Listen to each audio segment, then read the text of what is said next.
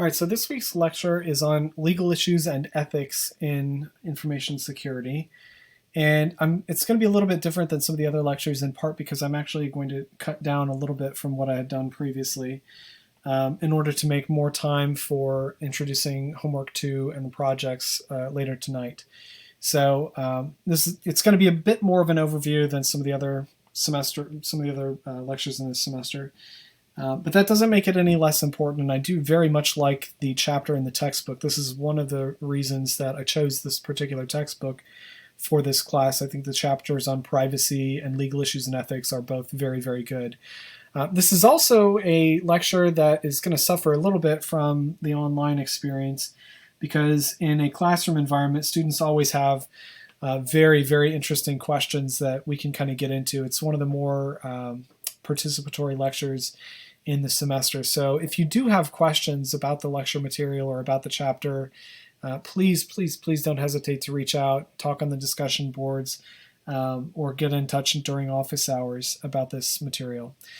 It's a bit of a passion project for me. I'm very interested in legal issues and ethics and information security in general. And so I know quite a bit more about this than your typical information security professor. Some of the things that I do hope to cover today, again, this could be an entire semester-long course. There are complete degree programs that are focusing on this. A lot of law schools are now offering subspecialties in this sort of work, and we're really only going to be able to scratch the surface on these issues. I am going to introduce intellectual property law, in particular copyright, patent, trade secrets, and the role that software plays in protecting this sort of intellectual property. We'll talk about why information is different from other assets and the legal implications and ethical implications of that. We're going to look at the relationship between employees and their employers, especially in the context of software development, but also in terms of security. Then we'll talk about responsible disclosure and how vendors need to react to vulnerabilities that are disclosed to them. And finally, we'll wrap up with a list of some of the security statutes, the legal statutes that affect information security, and some of the ethical issues in computer security and privacy. Okay, so protecting programs and data. There are basically 4 types of intellectual property, and I've only listed 3 of them here because the 4th one really does not have very much to do with information security. The first is copyright. Copyright is designed to protect the expression of an idea. Typically, you would think of this as the way that you would protect a book as an author, or a song as a musician, or a video as an actor or director. This gives the author, the creator of the work, the exclusive right to make and sell copies to the public. Now, you can sell copyright as if it were a thing on its own. So often you would find people who are creatives working in a work-for-hire scenario where they're creating a product, but the transfer of copyright is a part of their contract. And so the organization like Disney or Microsoft would actually have the copyright at the end of the day after the product has been created. That is a very common way of setting up these employer-employee relationships. Patents, on the other hand, protect inventions and all of the possible ways that somebody might make them. So it tended to be focusing on tangible objects. This has been extended to software and applies to, even in some cases, business processes. And the main difference between patents and copyrights is that a patent gives you an exclusive right to whatever this invention is or whatever this software process is, meaning that if you come up with something and somebody else independently comes up with it, you can still hold them accountable and make sure that they are not able to use it if you own the patent, for that particular technology. This has been very problematic in the past. So at one point, Amazon had a patent called the one-click patent, which was essentially a patent on having a online shopping experience where you would just click on a single button and that would automatically purchase the product and start the shipping process to send it to you. This is one of the most famous software patents or business process patents, in part because it just seemed ridiculous that Amazon would have an exclusive right to that technology for 20 years when it seems like the most obvious thing in the world, because patents are intended to be non-obvious. There's a non-obviousness requirement within patents that we'll talk about in some detail. And then the third one that we'll talk about is trade secrets. Trade secrets are intended to provide protection for companies that want to keep secret information. So in both a copyright and a patent, there is a published expression of the idea. In copyright, that is essentially the thing that you're trying to protect, the actual words of the novel, the actual notes of the piece of music, or the video sequence of the video. With a patent, you're not just producing the tangible object or the actual software process, but you have to describe it in detail so that in theory somebody could go through the archive of software patents and then re-implement the stuff that has already been created. With a trade secret, neither of those are the case. Essentially, you are using trade secret law as a way to say, we have this trade secret process for doing X, Y, and Z, and because it is so integral to our business, we cannot disclose any aspect of how it actually operates, or else we would lose our ability to do what we're trying to do. Maybe the best example of this is the trade secret formula for Coca-Cola. It's protected through trade secrets, and they do have a process that very closely guards information on the exact formula of stuff that goes into Coke. And that's protection they would lose if they did not maintain a series of security protections around that piece of intellectual property. So, for example, if somehow they just printed it all up on flyers and gave it out to every single employee as like a gift for having worked at the Coca-Cola company, that would make the much harder for them to protect the information using trade secret law, because it would sort of show an obvious disregard for protecting this as a secret. In software, trade secrets are not particularly well used. But if you work for a company that depends on trade secret law, then you have to look at any of the information that would lead to revealing that trade secret as, of course, an incredibly important asset to protect in an information security context. Now, at the very beginning, I said there are 4 types of intellectual property, and I only list 3 of them here. Usually in class, I would ask if somebody happens to know what that 4th one is. And if you want to think just for a moment and see if you can come up with it on your own, you can pause the video and do so. But I'll just reveal, for those of you who have not paused the video, it's trademark law. Trademark law is the 4th kind of intellectual property. Most of the time there are very few implications for information security of trademark law, which is one reason why we're not going to cover it in too much detail in this class. Essentially, all that trademark law protects is the brand itself, the logos, the sort of like catchphrases, that sort of stuff. So it is important, but it's not the kind of thing that has information security implications. So let's talk about copyrights, patents, and trade secrets in just a little bit more detail. Okay, so as we said when we introduced it, copyrights focus on the expression of ideas, right? So you can register the original work, but not the idea. And that expression is the critical piece that's being protected. It's not the fundamental idea. So if you write a book about, a small wizard child going to school and learning all kinds of wizarding stuff, J.K. Rowling cannot sue you because your sort of like high-level structure of your novel is similar to Harry Potter, right? The idea is not protected, but Harry Potter itself is. And so the closer you get to the actual Harry Potter, the more strong J.K. Rowling's claim would be. Now, there are exceptions to this protection. In copyright, fair use is the most commonly used and well-known exception, essentially allowing for the work itself, the expression itself, to be used in ways that don't interfere with fundamental rights. So if I wanted to criticize Harry Potter, I can talk about Harry Potter. I can mention Hermione and some of the other characters. I could talk about some of the stuff that happens in the book. And I would not be subject to a lawsuit. J.K. Rowling could not sue me for writing a review of Harry Potter or commenting on it. Teaching and scholarship and research are other aspects of fair use that are somewhat more controversial in the context of information security, because if you are interested in protecting software, copyright is typically the way that you would do it, right? Most source code is protected through copyright.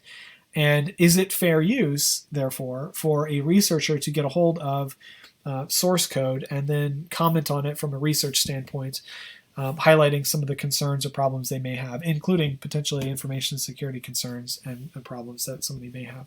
So a good example of like a highly controversial area where this has affected information security research is the DMCA and the DCSS algorithm that was essentially removing copy protection for videos and movies. Any digital rights management software is another example of something where fair use is an incredibly important part of the discussion. If you're not familiar with those, I definitely think it's something worth taking a look at because it's an interesting area of technology policy. And I'll just briefly summarize again. The main way that we protect software is through copyright. The code itself is going to be protected. Algorithms would not be. This is very similar to the expression of a particular novel being protected, but the idea of the novel not being protected. And if you don't publish source code, essentially you're just publishing the compiled code, it is still not immediately clear whether copyright would apply or not. It's kind of an interesting piece of legal decision making that's a little bit on the fence. No one's immediately sure how that would work out. Right now, the companies that are able to defend this kind of thing in a court of law have tons of money, and so that's not as big of a concern. But if you're interested in open source software, then this notion of whether or not copyright applies to unpublished source code is, of course, very, very interesting. A good example being if you had an open source project that was doing something that was similar to a closed source project, and an employee from the company that built the closed source project decided to quit and then starts contributing to the open source version. How do you, as an open source project maintainer, know whether or not the source code that's being contributed to you has any copyright implications, right? Because you don't have access to the original proprietary set of source code. Kind of difficult to tell. Also applies for information security algorithms as well, because nobody wants to re-implement crypto algorithms from scratch. That's really just a bad plan in general. Always go with something that has been vetted extensively by the security community than implementing it yourself. All right, patents. So one of the things that is really critical about patents that differentiates them from copyright is the novelty requirement. In theory, you should not be able to patent something that would be obvious to a person ordinarily skilled in the relevant field. With software patents, this has become very, very controversial because what is a person ordinarily skilled in the field of software development?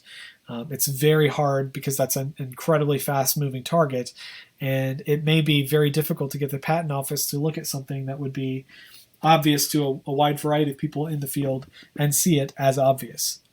Okay. In theory, you're supposed to convince the patent office the invention deserves a patent, that it is novel and meets all of the other criteria.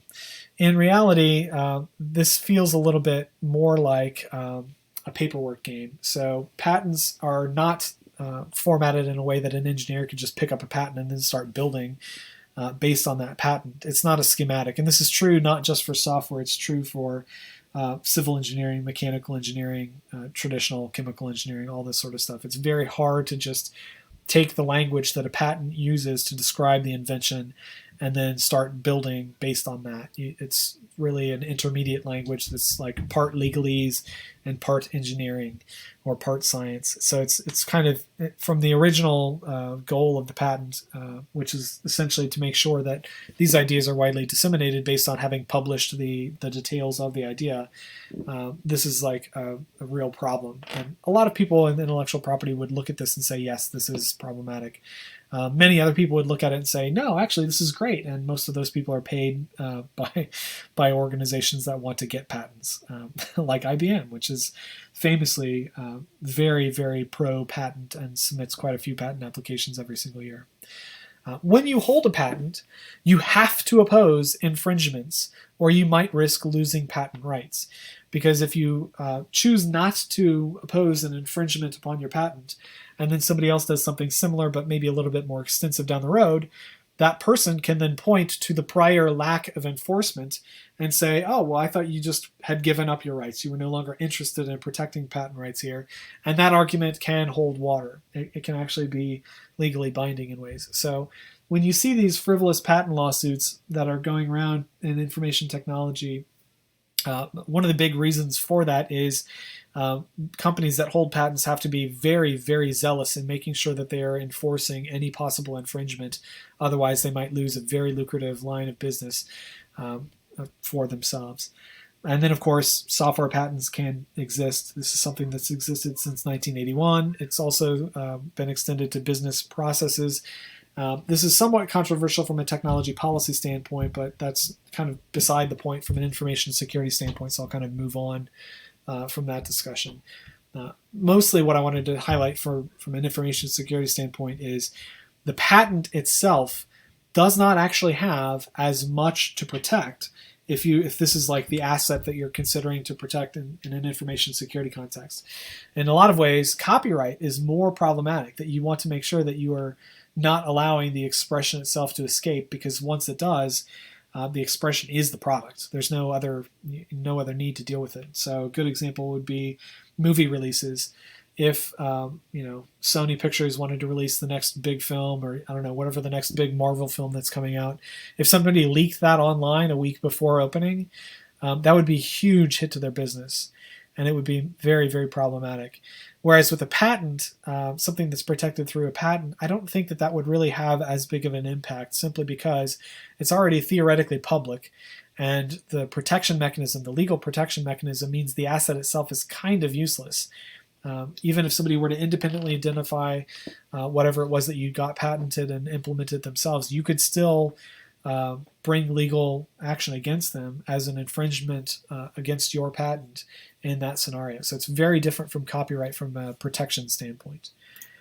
Trade secrets, though, are probably the thing that need to be protected most from an information security context. And that's simply because if somebody does obtain a trade secret, and they do so legitimately, then there's nothing that the company who had filed for trade secret protections can do. They can't recover profits, damages, they can't sue or anything like that if it is simply independently discovered. Now, for some things, it's hard to know if you've actually discovered the trade secret or not, right? And so you can try reverse engineering, but it's very hard to know if you've actually got exactly what's going on. So this is how generic brand Coca-Cola comes about. People have tried to recreate the Coca-Cola formula using a variety of other chemicals and processes and so forth. And they, I guess for a lot of folks, they've come close. But Coca-Cola would claim, oh, you're not quite there. It's, we still have our own unique approach to doing this sort of stuff. So Coca-Cola is not the same thing as a wide variety of knockoffs that are trying to be Coca-Cola, but the trade secret protection that Coca-Cola uses to protect its brand and protect its product does not allow Coca-Cola, the company, to come after all of those knockoff competitors, simply because you're allowed to try and do this kind of reverse engineering. Now, if you do improperly get access to a trade secret, meaning your company has a trade secret, an asset that's protected through trade secret, you can demonstrate somebody hacked your organization's servers or hacked whatever and got access to it, then you as the owner can sue, and you can recover profits and sue for damages and lost revenues and legal costs and all sorts of other things. So it's important to know that if you have a trade secret in your organization and you are protecting it, making sure that you have information security auditing mechanisms in place can actually be very, very valuable down the road, assuming that this trade secret is somehow stolen. And, we talked about insider threats much earlier on in the semester. This is probably the primary thing you'd want to protect against with trade secrets, because an insider is going to have more access than somebody on the outside. They have to use whatever that product is in order to do whatever business you're working in. And that's where a lot of the risk comes into play for organizations that depend on trade secret protection. All right, so here's a quick summary comparing intellectual property options for protecting your assets. Copyright is just protecting the expression and not the idea. Patenting is protecting the idea, right? Something that's actually concrete and can be built. And then trade secret is really just protecting the secrecy of the thing, whatever it may be, some competitive advantage you might have. So 3 very different kinds of things to be protected. And then I would also just very quickly highlight from an information security standpoint, trade secret is the most important thing that you'd want to start protecting. Copyright would be second, and then finally patents. There are reasons to protect patents that have not yet been filed or have not yet been approved by the patent office. But that's very different from ones that have been granted, because once it's been design has been filed with the patent office and the patent is granted, there's little to protect from an information security context. From a legal standpoint, Are you required to distribute the thing itself? In copyright, yes, and this is where that source code question comes up. You do have to distribute the copyrighted thing. The question being, does a binary that's a compiled executable from a copyrighted piece of source code qualify as distribution? Don't know. Very hard to say. But with patents and trade secrets, you're not. You still receive protection if you haven't distributed whatever it is. Is it easy to do yourself? Copyright is very easy. It's basically the default process. You just say, this is my copyright, and then put it out in the world, and you got it. With patents, there's a much more complicated process. You typically need a specialist lawyer, and sometimes this can take a year or more of work just to get the patent shepherded through the patent office. With a trade secret, there is no filing. It's kind of something you do on your own, and you'd be able to get protection using the traditional legal process. Of course, you'd have to have lawyers to be able to do that sort of thing as well. How long does this protection last? With copyright, it has sort of become infinite. This does vary by country, but Walt Disney has a number of pieces of work that are copyrighted that should expire in the next couple of years. But every time we get close, Congress in the United States just extends the deadline quite a bit more. So there's kind of this weird place that we're in with copyright law where for many, many years, very little entered the public domain because the congressional extension of copyright continued to kick the can down the road. Now, the last 2 years, we have actually seen works enter into the public domain. Khalil Gibran's Prophet is maybe the best example of something that was still making quite a bit of money and recently entered public domain. With patents, we haven't had that problem. We haven't had a problem of Congress kicking things down the road. It's been 19 years for quite some time, and this duration doesn't seem to be changing all that much anytime soon. Of course, in information technology, 19 years is like an eternity. And 19 years from now, nobody's going to be using the same piece of source code they're using right now anyway. So very, very little reason to worry about patent protection being from a duration standpoint if you own the patent. Obviously, if you're on the other side, that's massively concerning, because if Amazon had been granted the one-click patent and that had been something that they enforced and upheld, then we'd still be under that regime where there'd be people enforcing one-click patents. And then with a trade secret, you can get indefinite protection. Coca-Cola can just go on forever trying to keep this secret. And then assuming somebody redevelops it or reverse engineers it, then there's nothing they can do. They just immediately lose whatever that secret is. And some would argue that a lot of the competitors to Coca-Cola have gotten so close that they've kind of already lost it, but they're using this trade secret not so much as a intellectual property protection, but as a marketing ploy. Anyhow, if you have a problem from a legal standpoint, what can you do? With copyrights, you can sue for damages if the unauthorized copy was sold and then get all of the proceeds of that. This is essentially what happens with DMCA takedowns on YouTube. Or monetization can be transferred to the organization that originally made the video, right? So if you made a mashup of a music video and the music itself was copyrighted, then YouTube might start taking all the monetization that goes with that copyrighted work and just giving that to the owner of the video, or to the owner of the music that you used in your video. If you have a patent and somebody tries to copy it, even if they don't know that you have a patent, you can still sue them for damages if the invention was reasonably clearly copied. And then for a trade secret, you can only sue if it was improperly obtained, and this is where you have to have very good records to make sure whether or not your organization has been penetrated in a breach, and to document exactly what protections were violated, especially for insiders, because that's the most common way where trade secrets end up becoming problematic.